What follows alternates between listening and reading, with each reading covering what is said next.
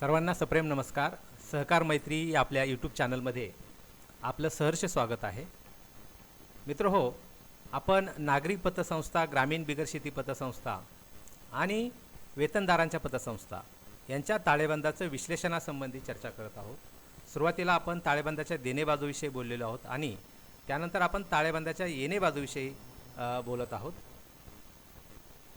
ताळेबंदाच्या येणे बाजूमध्ये आपण रोख शिल्लक, बँक शिल्लक, त्यानंतर भागाची गुंतवणूक, त्यानंतर निधींची गुंतवणूक यासंबंधी बोललेलो आहोत. आणि या व्हिडिओमध्ये आपण विविध प्रकारची जी कर्ज आहेत त्या कर्जामध्ये आज आपण जे कर्ज स्थावर तारण कर्ज म्हणून म्हणतो की ज्यामध्ये मॉर्गेज हा शब्द आपण वापरतो त्यासंबंधी आपण बोलणार आहोत. स्थावर तारण कर्ज हा आपल्या पतसंस्थांमध्ये, नागरी पत आणि ग्रामीण बिगर शेती पतसंस्थांमध्ये कर्ज वाटपाचा एक अतिशय महत्त्वाचा प्रकार आहे. स्थावर तारण हे कर्ज जे आहे ते अचल संपत्तीसाठी लागू आहे की ज्याला आपण जमीन किंवा इमारत अशा पद्धतीने स्थावर तारण कर्ज, किंवा एखादी मशिनरी जी जमिनीला अटॅच केलेली आहे तर अशा मशिनरी संबंधी आपण स्थावर तारण हे कर्ज देत असतो. पतसंस्थांमध्ये स्थावर तारणमध्ये विविध प्रकारचे कर्ज आहेत. त्यामध्ये गृहतारण कर्ज असेल, ज्याला आपण निवासी किंवा फ्लॅट धारकांसाठी फ्लॅटच्या तारणावर आपण कर्ज देतो, किंवा छोटी काही घरं असतात की त्यांची स्वतःची जमीन असते, यासाठी सुद्धा आपण त्या घरांसाठी सुद्धा कर्ज देत असतो, किंवा शेतघर जे म्हणतो त्याला सुद्धा आपण गृहतारण कर्ज देत असतो. यानंतर व्यावसायिक कर्ज हा जो प्रकार आहे की लोकांना विविध प्रकारचे व्यवसाय हे करायचे असतात आणि त्यासाठी या व्यवसायासाठी आपण कर्ज देत असताना त्यांची स्थावर मिळकत ही आपण तारण घेत असतो. शैक्षणिक कर्ज हा सुद्धा आपल्या पतसंस्थांमध्ये प्रकार आहे. पण शैक्षणिक कर्ज हे देत असताना आपल्याला आपल्या पोटनियमाप्रमाणे ज्याला शैक्षणिक कर्ज पाहिजे त्याची स्थावर मिळकत आपल्याला तारण पतसंस्थेसाठी घ्यावी लागते. आणि कॅश क्रेडिट कर्ज हा जो प्रकार आहे, जे छोटे व्यावसायिक असतात त्यांना विशेषतः अशी जी व्यवसायासाठी कर्जाची गरज भासते त्यासाठी सुद्धा आपण स्थावर तारण हे कर्ज देत असतो. आता स्थावर तारण कर्ज म्हणजे नक्की काय हे जर आपण पाहिलं तर मालमत्ता हस्तांतरण कायदा, ज्याला आपण म्हणतो ट्रान्सफर ऑफ प्रॉपर्टी ॲक्ट 1882, या कायद्यातील कलम 69 मध्ये आपल्याला स्थावर तारण याचं स्वरूप दिलेलं आहे. हा कायदा असं सांगतो की स्थावर तारण याचा अर्थ, जर एखाद्या कर्जदाराने आपल्याकडे पतसंस्थे किंवा कोणत्याही वित्तीय संस्थेकडे जर कर्ज मागितलं तर त्याची जी अचल संपत्ती आहे तो आपल्याला ती तारण देतो. आणि कलम 69 प्रमाणे आपल्याला एक अधिकार मिळतो की कुठल्याही न्यायालयाच्या हस्तक्षेपाशिवाय आपल्याला जे तारण मालमत्ता दिलेली आहे ती जर त्या व्यक्तीनं कर्जफेड केली नाही, तो जर थकबाकीदार झाला, तर आपण न्यायालयाच्या हस्तक्षेपाशिवाय ती जी गहाण मालमत्ता आहे, मॉर्गेज आहे, ते विक्रीचा आपल्याला अधिकार आहे. मात्र आज जर आपण वास्तविक परिस्थिती पाहिली तर त्यासाठी सहकार कायद्याप्रमाणे आपल्याला कलम 101 प्रमाणे प्रस्ताव सादर करावा लागतो. मात्र हे जरी असलं तरी मूळ जे कलम 69 आहे ते असं आपल्याला सांगतं की जेव्हा एखादा व्यक्ती त्याची मालमत्ता आपल्याकडं मॉर्गेज करतो त्यावेळेस कुठल्याही न्यायालयाच्या हस्तक्षेपाशिवाय, ज्याप्रमाणे आपण सोने तारण आपण वसूल करतो त्यासाठी 101 प्रकरण करत नाही, किंवा ज्यामध्ये ठेव तारण कर्ज आपण वसूल करतो, तशाच पद्धतीनं मोठा अधिकार हा कलम 69 ने दिलेला आहे. मात्र सहकार कायदा हा कल्याणकारी कायदा असल्यामुळे एखाद्याला तोशीच बसू नये.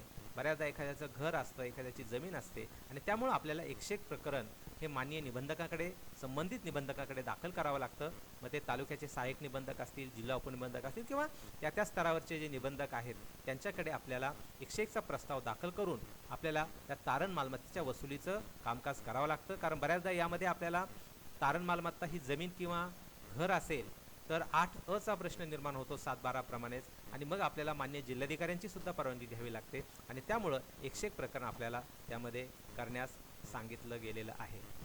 कलम 59 जे मालमत्ता हस्तांतरण कायदा 1882 मध्ये आहे त्यामध्ये असं म्हटलेलं आहे, कुठलीही 100 रुपयाच्या पेक्षा जास्त जर एखादी अचल संपत्ती असेल, कुठलीही इमूवेबल प्रॉपर्टी म्हटलेलं आहे, अचल संपत्ती असेल आणि ती 100 रुपयापेक्षा जास्त किमतीची असेल तर आपल्याला त्याची नोंदणी करायची आहे आणि ही नोंदणी आपण दुय्यम निबंधक कार्यालयामध्ये करत असतो. म्हणजे ज्याला कर्ज पाहिजे अचल संपत्तीवर त्याला दुय्यम निबंधक कार्यालयात सब रजिस्ट्रार ऑफिसमध्ये यावं लागतं आणि तशा पद्धतीने गहाणखत त्याला करून द्यावं लागतं. आता स्थावर तारण कर्जामध्ये काय होतंय की जी मालमत्ता आहे, उदाहरणार्थ एखाद्या फ्लॅटसाठी आपण कर्ज किंवा एखाद्या निवासासाठी आपण कर्ज दिलेला असेल, तर तो जो कर्जदार आहे तो त्या घरामध्ये राहत असतो, किंवा एखादी शेतजमीन असेल तर तो कर्जदार ती शेतजमीन कसत असतो. मग या मालमत्तेमध्ये ती जी मालमत्ता आहे ती कर्जदाराच्या ताब्यात आहे, मात्र त्याच्यावर जी मालकी आहे ती संस्थेची आहे. तो 7/12 असेल किंवा 8अ असेल किंवा एखादं निवास असेल तर आपण तारण गहाण खताने आपल्या संस्थेचा बोजा नोंद हा त्या मालमत्तेवर करत असतो. साधारण पोटनियमाप्रमाणे आपल्याला असं सांगितलं गेलेलं आहे की स्थावर मालमत्तेची जी किंमत आहे त्याला आपण व्हॅल्युएशन रिपोर्ट, आपल्याला ज्यावेळेस स्थावर मालमत्ता या तारणावर कर्ज द्यायचं असतं त्यावेळेस आपण सगळ्यात महत्त्वाचं म्हणजे की ज्याला बी सिव्हिल आपण म्हणतो किंवा डिप्लोमा इन सिव्हिल इंजिनिअरिंग, की ज्याला बांधकाम क्षेत्राच्या बेसिक शिक्षण आहे, अशा व्यक्तीकडून आपण त्या स्थावर मालमत्तेचं मूल्यांकन करून घेतो आणि जे काही मूल्यांकन होईल, उदाहरणार्थ 100 रुपये जर मूल्यांकन झालं तर 75% किंवा 75 रुपये आपण त्यामध्ये ते कर्ज मंजूर करत असतो. आता यामध्ये जे स्थावर तारण आहे यामध्ये वेगळे जे प्रकार आहेत त्यामध्ये अत्यंत प्रमुख कर्जाचा प्रकार जो पतसंस्थांमध्ये आहे तो आहे गृहतारण कर्ज, की बऱ्याचदा शहरांमध्ये, उपनगरांमध्ये किंवा ग्रामीण भागामध्ये सुद्धा आपण राहत्या घरासाठी, ज्याला आपण एखादी फ्लॅट म्हणतो, त्या फ्लॅटसाठी आपण कर्ज देत असतो. आता इथं आपल्याला जर एखादी मालमत्ता ही 50 लाखाच्या वरती असेल आणि त्या मालमत्तेवर तारण कर्ज द्यायचं असेल तर आयकर कायद्याचा एक महत्त्वाचं जे कलम आहे 191 IA, या कायद्याप्रमाणे 50 लाखावरील स्थावर मालमत्ता असल्याने त्या व्यक्तीने 1% TDS हा भरलेला असला पाहिजे आयकर खात्याकडे. आणि मग तशा पद्धतीनं आपण ज्यावेळेस तारण गहाणखत करत असतो त्यावेळेस सर्वप्रथम आपण इन्कम टॅक्स क्लिअरन्स सर्टिफिकेट, म्हणजे 1% त्या रकमेवर TDS भरलेला आहे, हे क्लिअरन्स सर्टिफिकेट आपण संस्थेच्या ताब्यामध्ये घेतलं पाहिजे. आता हे नियम फक्त पतसंस्थांनाच नाहीत तर जेव्हा बँकांमधून आपण कर्ज देतो त्यांनाही हे नियम लागू होतात. आता एक मात्र आहे की इन्कम टॅक्स क्लिअरन्स सर्टिफिकेट जे आहे ते शेतजमीन असेल तर त्याला मात्र लागू नाही. आता समजा की एखाद्या निवासाला किंवा फ्लॅटला आपण कर्ज, सदनिका म्हणतो आपण त्याला, त्या सदनिकेला जर आपल्याला कर्ज द्यायचं असेल तर आपण सगळ्यात प्रथम ती सदनिका कुठे उभी राहिलेली आहे त्यामध्ये मूळ जो दस्तऐवज आहे की जो त्या जमिनीचा मालक होता, त्या जमिनीचा मालक आणि जो बांधकाम करणारा बिल्डर आहे त्यांच्यामध्ये जो प्रथम दस्त तयार होतो ते आहे डेव्हलपमेंट ॲग्रीमेंट, त्याला आपण म्हणतो विकसन करारनामा. हा सगळ्यात प्रथम आपण पाहायला पाहिजे, कारण आपल्याला माहिती आहे मुंबईमध्ये असं एक घटना घडलेली आहे, कोका कोला इमारत, की ज्यामध्ये वरचे 2 ते 3 मजले हे बेकायदा होते आणि मग कोट्यवधी रुपयाची मालमत्ता असताना त्या निवासी धारकांना रस्त्यावर यावं लागलेलं आहे. आणि त्यामुळं आपणही कर्ज देताना हे सगळ्यात पहिलं पाहिलं पाहिजे की डेव्हलपमेंट ॲग्रीमेंट. बऱ्याचदा असंही होतं की sale agreement and agreement to sale यातलाही फरक आपण लक्षात घेतला पाहिजे. सेल ॲग्रीमेंट म्हणजे खरेदी खत आहे आणि ॲग्रीमेंट टू सेल हे साठे खत आहे. बऱ्याचदा ॲग्रीमेंट टू सेल आपल्याकडे दिलं जातं, त्यामध्ये स्टॅम्प ड्युटी भरलेली असते आणि मग आपल्याला वाटतं की यावर आपल्याला कर्ज द्यायला हरकत नाही आहे, मात्र तो एक साठे खताचा प्रकार असतो. एखाद्या वेळी त्या व्यक्तीने त्या ॲग्रीमेंट टू सेलवर कुठून तरी बाहेरून कर्ज घेतलेलं असतं त्या मालमत्तेवर आणि त्यामुळं आपल्याला खरेदी खत महत्त्वाचं आहे. सुरुवातीला आपण डेव्हलपमेंट ॲग्रीमेंट हे सगळ्यात पहिलं पाहिलं पाहिजे. आता डेव्हलपमेंट ॲग्रीमेंट म्हटल्यानंतर त्या व्यक्तीला, त्या बिल्डरला त्या जमीन मालकाने ताबा दिलेला आहे, मग ते पॉवर ऑफ अटर्नी असेल किंवा त्या जमिनीची विक्री असेल. पण डेव्हलपमेंट ॲग्रीमेंट म्हणजे जो बिल्डर असतो त्याने विशिष्ट पद्धतीचे प्लॅन तयार करून तो प्लॅन मंजूर करून तशा पद्धतीने बांधकाम हे करायचं असतं. आता बांधकाम करायचं म्हटल्यावर तो जो बांधकाम करणारा आहे त्याला आपण बिल्डर म्हणूयात किंवा एखादी कंपनी असेल, त्या बिल्डरनं सगळ्यात प्रथम स्थानिक स्वराज्य संस्था, म्हणजे जिथं ती इमारत त्याला उभी करायची आहे तिथं त्या क्षेत्रामध्ये स्थानिक स्वराज्य संस्थेमध्ये, समजा शहरामध्ये असेल किंवा महानगरांमध्ये असेल तर महानगरपालिका आहेत, किंवा छोट्या छोट्या तालुक्यांच्या क्षेत्रामध्ये असेल तर नगरपालिका आहेत, किंवा ग्रामीण भागामध्ये ग्रामपंचायती आहेत. या स्थानिक स्वराज्य संस्थांकडे सगळ्यात प्रथम त्यांनी त्याचा आराखडा जो आहे त्याला आपण लेआउट प्लॅन म्हणतो तो त्यांनी सादर केला पाहिजे. आता लेआउट प्लॅन कसा आहे, त्यामध्ये कोणत्या अडचणी आहेत, हे सगळं त्या स्थानिक स्वराज्य संस्थेच्या अधिकाऱ्याकडून पाहिलं जातं. आता हे झाल्यानंतर जागेच्या मालकी हक्काबाबत 7/12 असेल, 8 असेल किंवा सिटी सर्वे उतारा असेल, हे आपण त्यामध्ये पाहिलं पाहिजे. ते आपल्या रेकॉर्डवर सुद्धा असलं पाहिजे. आता टायटल सर्च रिपोर्ट आपण का काढतो की मागील साधारणपणे 13 वर्षात, गरज असते 13 वर्षाची, पण साधारण आपल्याकडे जी प्रचलित पद्धती आहे की मागील 30 वर्षामध्ये ती जी मिळकत आहे, मग ती जमीन असेल किंवा एखादी सदनिका असेल, 30 वर्षामध्ये ती कुणाच्या ताब्यात होती, कुणाच्या ताब्यातून दुसऱ्याच्या ताब्यात गेलेली आहे, याची संपूर्ण माहिती आपण टायटल सर्च यामधून काढत असतो. आणि हा शोध अहवाल जो असतो तो आपले जे मान्यताप्राप्त वकील असतात ते वकील हा शोध अहवाल आपल्याला त्यांच्या सहीने आपल्या ताब्यामध्ये देतात. तो दिल्यानंतर आपल्याकडं महत्त्वाचं असतं ते खरेदी खत, त्याला आपण म्हणतो सेल ॲग्रीमेंट. सेल ॲग्रीमेंटसुद्धा आपण पाहिलं पाहिजे, कारण सदनिकेवर जर कर्ज देत असाल तर खरोखर त्या सदनिका त्याच्या मालकीची आहे का, की सेल ॲग्रीमेंट आणि agreement to sale. Agreement to sale म्हटलं की ते साठे खत असतं, साठे खतावर आपल्याला कर्ज देता येत नाही, आणि त्यामुळं सेल ॲग्रीमेंट हा जो दस्ता आहे तो आपण पाहिला पाहिजे. आता व्हॅल्युएशन रिपोर्ट हा एक प्रकार आहे. समजा एखादी मालमत्ता ही जुनी आहे, एखादा 50 लाखाचा फ्लॅट हा 10 वर्षांनी 70 लाखाचा होतो, आणि त्या फ्लॅटच्या तारणावर जर आपल्याला कर्ज द्यायचं असेल तर आपण व्हॅल्युएशन रिपोर्ट, ज्याच्याकडे सिव्हिल इंजिनिअरिंगची डिग्री असेल, डिप्लोमा असेल आणि त्याचा अनुभव असेल, तर अशा मान्यताप्राप्त मूल्यांकन करणाऱ्या लोकांकडून आपण व्हॅल्युएशन रिपोर्ट हा घेत असतो संस्थेच्या ताब्यामध्ये. त्यानंतर आपल्याला सांगितलं गेलेलं आहे की जे काही व्हॅल्युएशन होईल त्याच्या 75% रक्कम आपल्याला मंजूर करायची असते.